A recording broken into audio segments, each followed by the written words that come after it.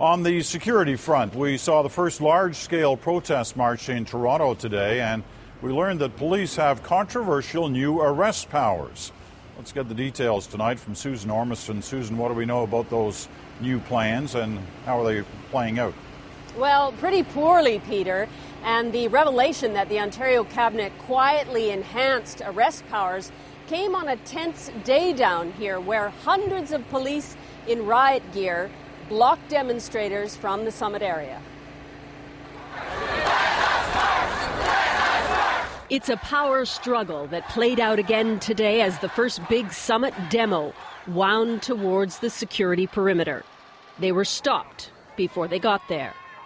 Now we know, though, to further bolster its strength, police got some additional powers just for the summit. It means that anyone within 5 meters of this security fence in the downtown core can be searched and, if you don't provide valid ID, arrested.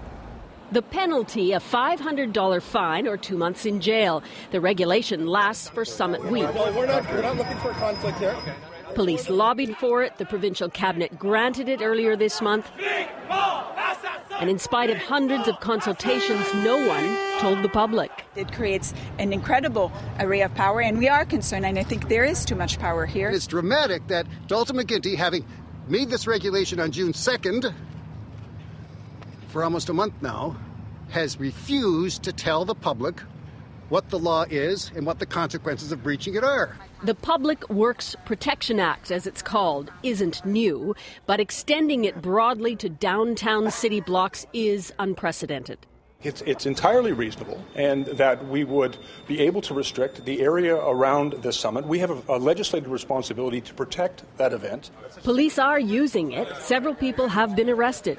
Andrew Veach, an activist, tested the police response and videotaped it.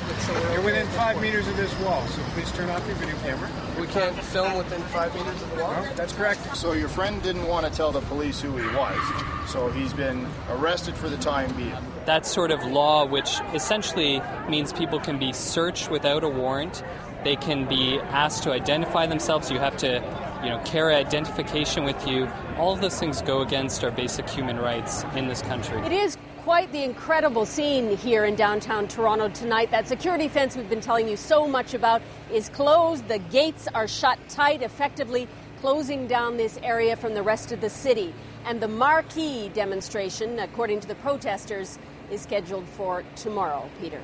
All right, Susan, thank you. Susan Ormiston here in Toronto.